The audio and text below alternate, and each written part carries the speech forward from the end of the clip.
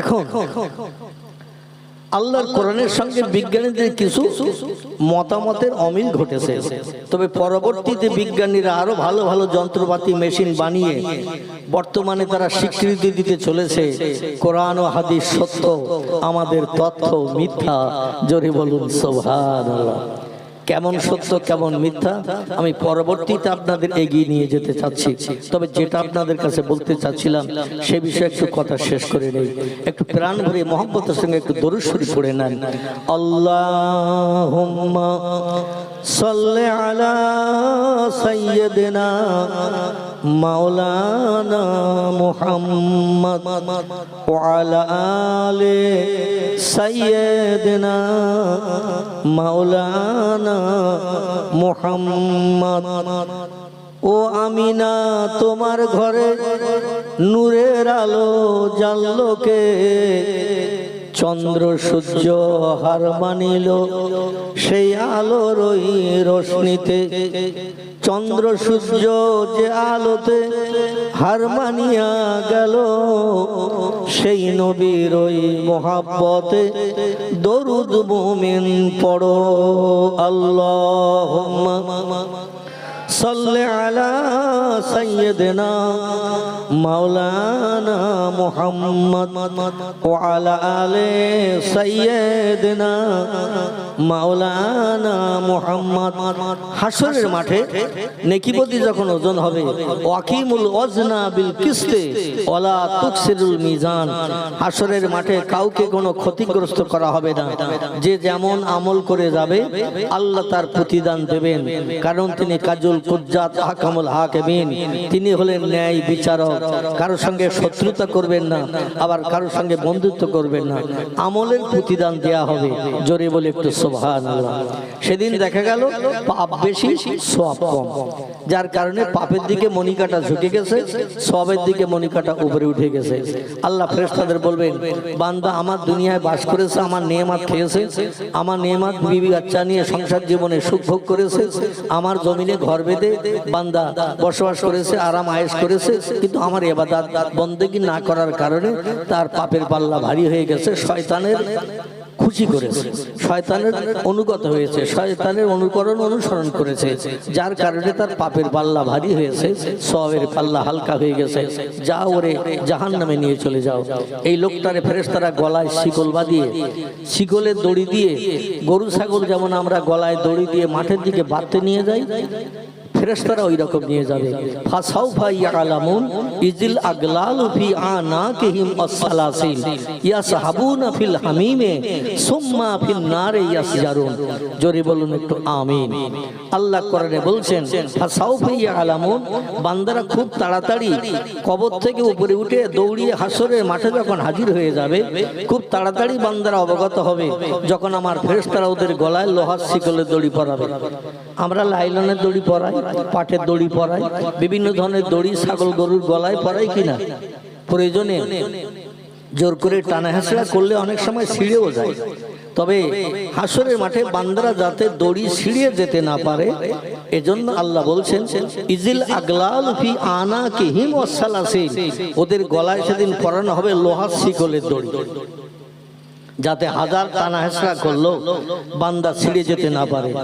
আর আমরা মাঠে গরু ছাগল বাঁধতে নিয়ে যাই, একজন মানুষ দুটো পাঁচটা গরু ছাগল একসঙ্গে করে দড়ি ধরেও নিয়ে যায়, দুটো পাঁচটা ছাগল, কিন্তু এক একটা জাহান্নামীকে 70,000 করে ফেরেশতা ওই শিকল ধরে নিয়ে চলে যাবে।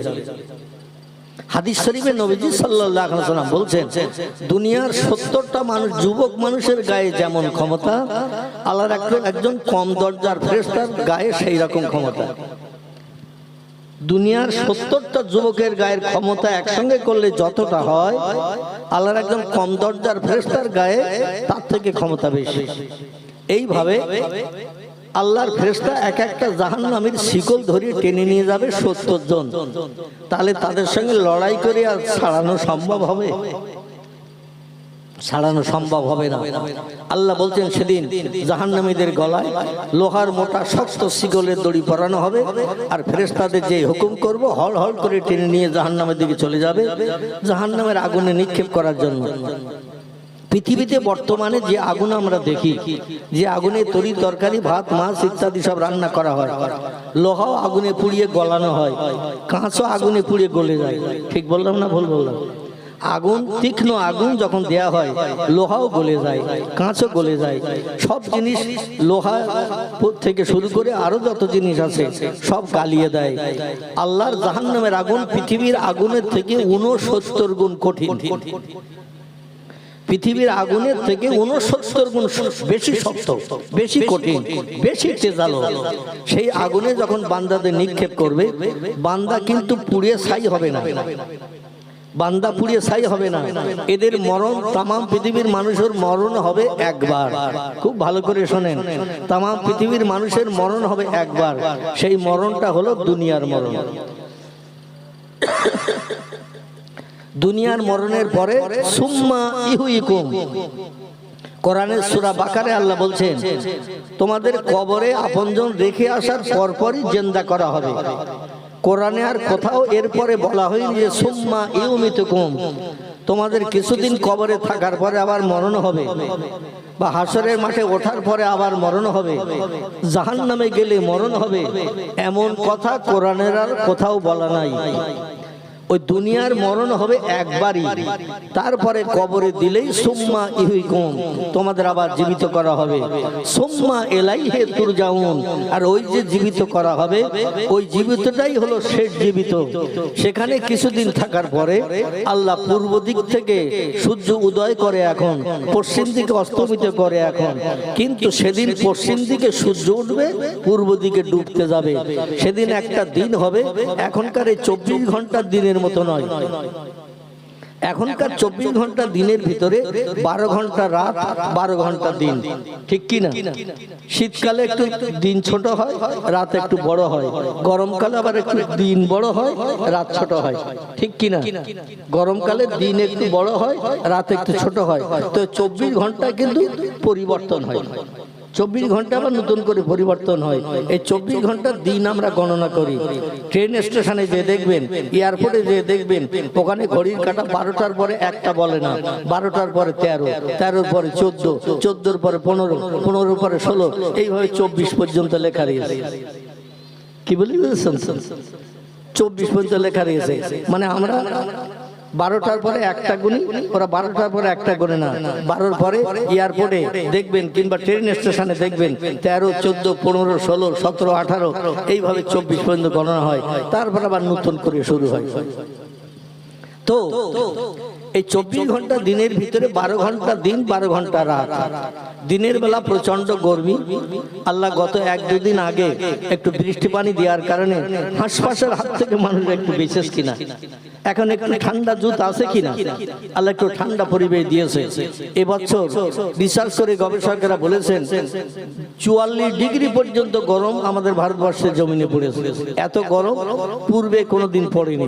যাই হোক, গরমে মানুষ রাস্তাঘাটে পথে বার হতো না, বাজার ঘাটেও লোকজন থাকতো না, দোকানপাট সব বন্ধ। আল্লাহর কি রহমত, একটু আকাশে মেঘ জমিয়ে হালকা বৃষ্টি পানি দিয়েছে, একটু ঝোড়ো হাওয়া দিয়েছে, তাতে পরিবেশ একেবারে পাল্টে গেছে। জোরে বলুন সুবহানাল্লাহ। ইন্নাল্লাহা আলা কুল্লি শাইইন কাদির, আল্লাহ বলছেন সব করতে পারি আমি। আমি এমন একজন মহান মালিক যে আমি রাতকে দিন করি, দিনকে রাত করি। আমি আল্লাহ মরাকে জিন্দা করি, জিন্দাকে মারি। তোমাদের যদি দায়িত্ব দেয়া হয়, জীবন মরণ শেষ হয়ে যাবে, কোনোদিন তোমরা এর পরিবর্তন ঘটাতে পারবে না। পারবে মানুষ? মানুষকে যদি বলা হয় দিনের বেলা রাত করো, ও এমন জায়গায় পালাবে, ওরা খুঁজে পাওয়া যাবে না। কি ঠিক কি না? আবার রাতের বেলা যদি দিন করতে বলা হয়, তাও মানুষ পারবে? রাতের বেলা দিন করতে বললে সূর্য উদয় করতে হবে। সূর্য না উঠলে তো রাতের আধার যায় না। আবার সূর্য না ডোবা পর্যন্ত রাতের আমরা অন্ধকার দেখতে পাই না। তাহলে সূর্যই হলো মেন ফ্যাক্টর। কিন্তু এই সূর্য কোথায় আছে? পৃথিবীর বিজ্ঞানীরা বলেছেন 9 কোটি 30 লক্ষ মাইল দূরে। 9 কোটি 30 লক্ষ মাইল দূরে সূর্য রয়েছে। কিন্তু সে কোথায়? প্রিয় নবী বিজ্ঞানীদের ধারণার কথা বলেছে। আমরা ওই ধারণাটা কতটা বিশ্বাস করব? প্রিয় নবী সাল্লাল্লাহু আলাইহি সাল্লাম বলছেন, আমি যেদিন মেরাজে গেলাম, আমার জীবনে 53 বছর বয়স। কত বললাম? 53 বছর নবীজির তখন বয়স। চাচা মারা গেছে, স্ত্রী মারা গেছে, নবীর প্রিয় আপনজন ছিলেন মক্কা শরীফের দিনের দাওয়াত দেওয়ার কারণে সব মানুষ শত্রু হয়ে গেল। 40 বছর বয়সে, 40 বছর বয়স পর্যন্ত প্রিয় নবী সাল্লাল্লাহু আলাইহি সাল্লাম সারা এলাকার মানুষের কাছে খুব ভালোবাসার পাত্র ছিল, প্রিয় ছিল। কারণ নবী মিথ্যা কথা বলতেন না, কারো মাল চুরি করতেন না, কটু কথায় কাউকে গালি দিত না, কালো গালে চড় মারত না। বিশ্ব নবী সবসময় মুস্কি হাসিতে থাকতেন। জোরে বলুন সুবহানাল্লাহ। তার দাঁতগুলো ছিল মুক্তার দানার নাই, হালকা হালকা ফাঁসা, একটু একটু ফাঁসা, আর চোখের ভুরুগুলো ছিল জোড়া লাগানো।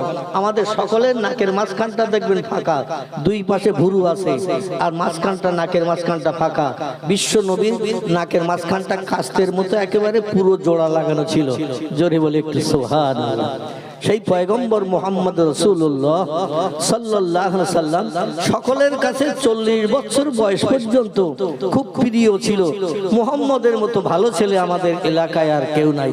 কিন্তু যেই কলেমার দাওয়াত দিলেন, কুলু লা ইলাহা ইল্লাল্লাহু তুফলিহুন, জোরে বলুন একটু আমিন।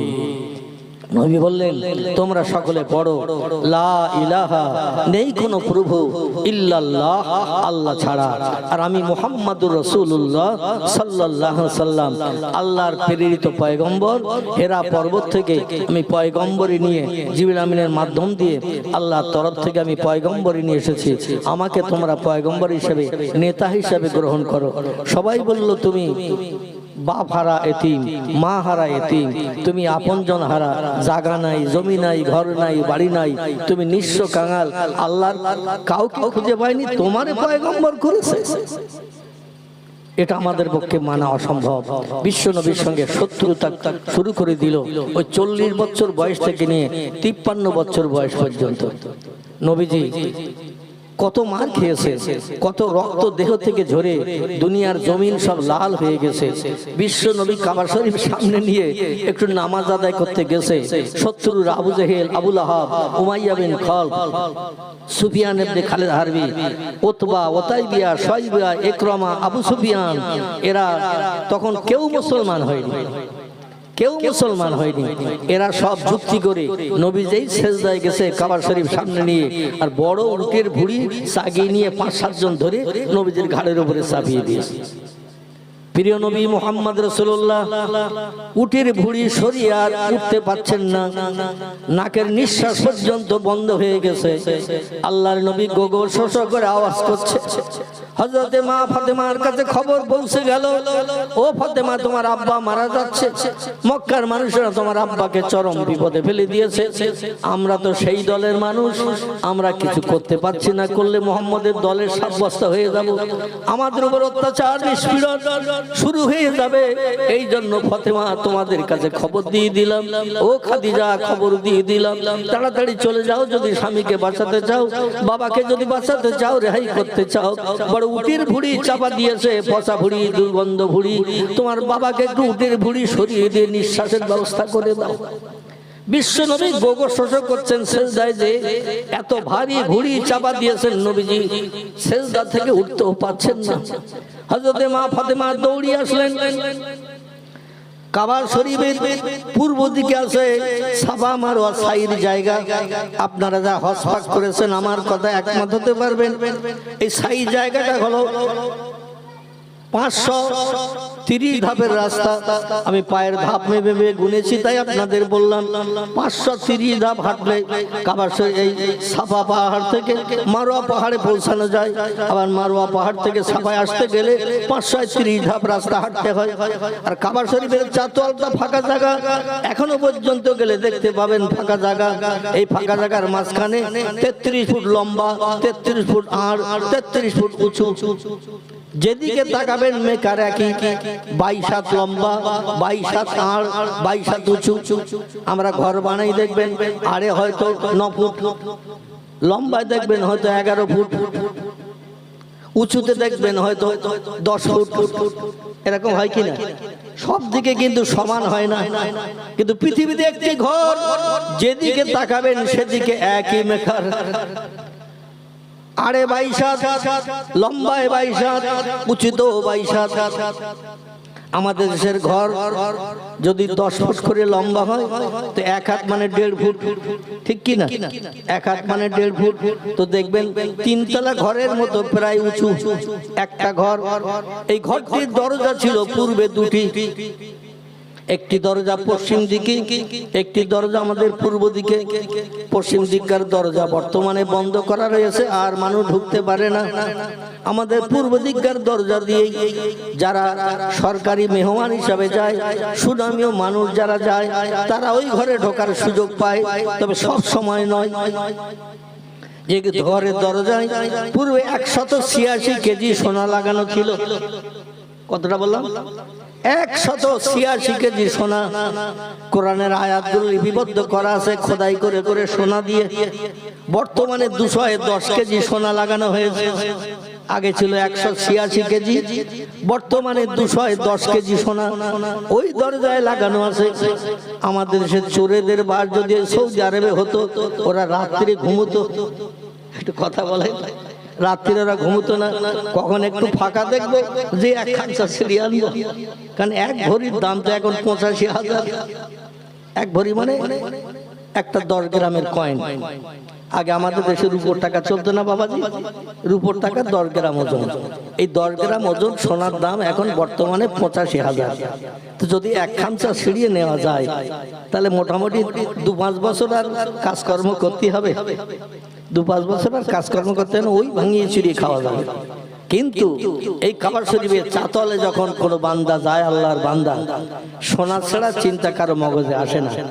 আর কোনো জিনিস কারো যদি কাছ থেকে পড়েও যায়, ব্যাগ পড়ে যায়, টাকা পড়ে যায়, হাতের ঘড়ি যদি ছাড়িয়ে যায়, ভিড় ভাট্টার কারণে দেখবেন ওইভাবে পায়ে মারিয়ে মারিয়ে চলে যায়, কেউ তাতে হাত দেয় না।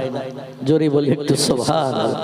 বান্দাদের মনকে আমার আল্লাহ পাক এত নরম করে দিয়ে দেন, সেখানে যে চুরিদারি করার, কোন রকম খারাপ কাজ করার, মানুষের ঘাড়ের উপর দিয়ে মানুষ চলে যাচ্ছে, তাও কোন রকম বকাঝকা নাই। সেখানে আল্লাহ বান্দার মনকে নরম করে দিয়ে দেন। আমি যেটা আপনাদের কাছে বলতে চাচ্ছিলাম, এই কাবা শরীফের চারতলের মাঝখানে 4 কোণা বিশিষ্ট একটি ঘর দাঁড়িয়ে রয়েছে। এই ঘরটির নাম হলো কাবা বাইতুল্লাহ শরীফ। জোরে বলে একটু সুবহানাল্লাহ। 4 কোণা বিশিষ্ট ঘর, সব দিকে সমান, একে বলা হয়েছে কাবা। কি বলা হয়েছে? কাবা। এই কাবা শরীফ 4 কোণা বিশিষ্ট ঘর, সব দিকে একই মেকার। ঘরের চতুর্দিকে ফাঁকা চাতওয়াল।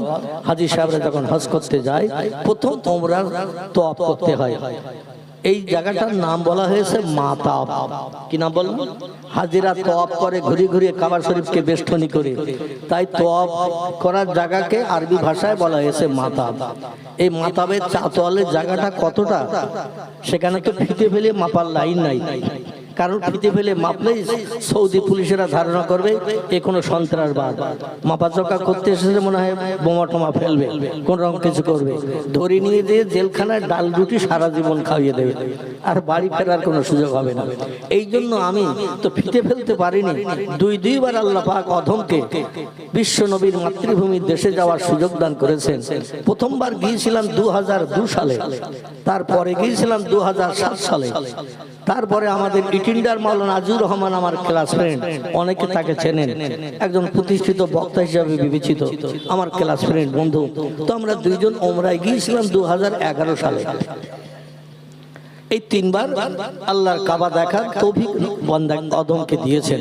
তো আমি চতুর্ধার দিয়ে একটু পায়ে হেঁটে ধাপ কেটে কেটে ঘুরলাম, মানে পায়ে ধাপ কেটে কেটে, যেমন আমরা ধাপ কেটে হেঁটে রাস্তা দিয়ে যাই, মাঠে যাই। তো আমি পায়ে ধাপ কেটে দেখলাম 730 ধাপের রাস্তা, টোটাল কাবা শরীফের চাতওয়ালের এরিয়াটা।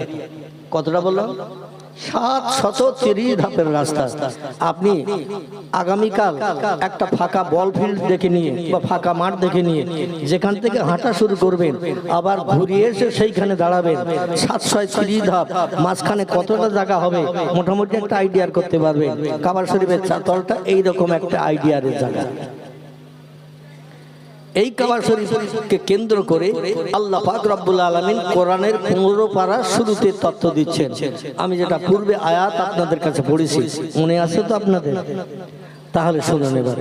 আল্লাহ বলছেন সুবহানাল্লাযী আসরা, আমি সেই মহান পবিত্র আল্লাহ, যে আল্লাহ আমি খাই না, ঘুমাই না, পেশাব করি না, পায়খানা করি না, আমার স্ত্রী নাই, বিবি বাচ্চা নাই, আমি আল্লাহ পাক একক একক একক, আমার কোনো অংশীদার নাই, আমার কোনো ফারাজি অংশ নেওয়ারও কেউ নাই, আমার কোনো ওয়ারেস নাই। সেই পবিত্র আল্লাহ আমি বলছি, আসরা আমি ভ্রমণ করিয়েছিলাম বিআবদিহি, আমার একজন প্রিয় বান্দাকে, লাইলান এক রাত্রে। কখন? আল্লাহ বলছেন লাইলান এক রাত্রে, দিনের বেলা নয়। এটি হলো পবিত্র রজব মাসের 26 তারিখের দিনগত রাত। আরবিতে যে 4টে মাসকে আল্লাহ হারাম মাস করেছেন, আমি পূর্বে আপনাদের কাছে বলেছি, একটি মাসের নাম হলো জিলকদ, যে মাস শুরু হয়েছে আজকে শুরু হয়েছে। এর পরের মাসটা আসছে জিলহজ, যা ইসলামের 5টি স্তম্ভের একটি স্তম্ভ লুকিয়ে আছে জিলহজ মাসে, সেটি হলো হজ মোবারক। জিলহজ মাসের 9 তারিখে আরাফাতের মাঠে লক্ষ লক্ষ মানুষ একত্রিত হয়, আর ওখানে একটা মসজিদ আছে, মসজিদটির নাম হলো মসজিদে নামেরা। কি নাম বললাম? মসজিদে নামেরা। এই মসজিদে বছরে একবার করে নামাজ হয়। কবার? সারা বছরে একবার করে নামাজ হয়। আর টোটাল বছর কিন্তু মসজিদে গেট লাগিয়ে বন্ধ করে রাখা হয়। ওই 9 জিলহজের দিন মসজিদের তালা খুলে দেয়া হয়, আর সৌদি সরকার ইমাম পাঠিয়ে দেয় লক্ষ লক্ষ হাজিদের নিয়ে 2 ওয়াক্তের নামাজ একসঙ্গে পড়ানোর জন্য। আমরা যখন ফজরের নামাজ পড়ি, জোহরের নামাজ তখনও পড়ি না যত সময় জোহরের ওয়াক্ত না হয়, ঠিক কি না? আবার জোহরের নামাজ যখন পড়ি, আসরের আগ মুহূর্ত পর্যন্ত জোহরের নামাজ চলে, আসরের ওয়াক্ত হলে আবার আজান হয়, আসরের নামাজ পড়ি। কিন্তু 2 ওয়াক্তের নামাজ একসঙ্গে আমাদের দেশে হয় না। সৌদি আরবের দেশে দুনিয়ার সব দেশের মুসলমানদের সঙ্গে করে নিয়ে নারী পুরুষ আবাল বৃদ্ধ বনিতা বাচ্চা কাচ্চা যারা হজ পাকে যায়, এদের ওই মসজিদের নামেরা সামনে নিয়ে একসঙ্গে 2 ওয়াক্তের নামাজ পড়ানো হয়। এক ওয়াক্ত হলো পবিত্র জোহরের ওয়াক্ত, আর একটা হলো আসর। এই জোহর আর আসরের নামাজ একসঙ্গে পড়ানো হয়। তবে ওখানে জোহরের ফরজ নামাজ 4 রাকাত আমরা পড়ি না। জোহরের 4 রাকাত ফরজ পড়ি, আসরের ফরজ নামাজ 4 রাকাত। কিন্তু ওখানে জোহরের ফরজ নামাজ হয় 2 রাকাত, আসরের ফরজ নামাজ হয় 2 রাকাত। যদি বলেন হুজুর কারণ হলো যত দেশের মানুষ হজ পাকে যায় এরা সব হলো মুসাফির।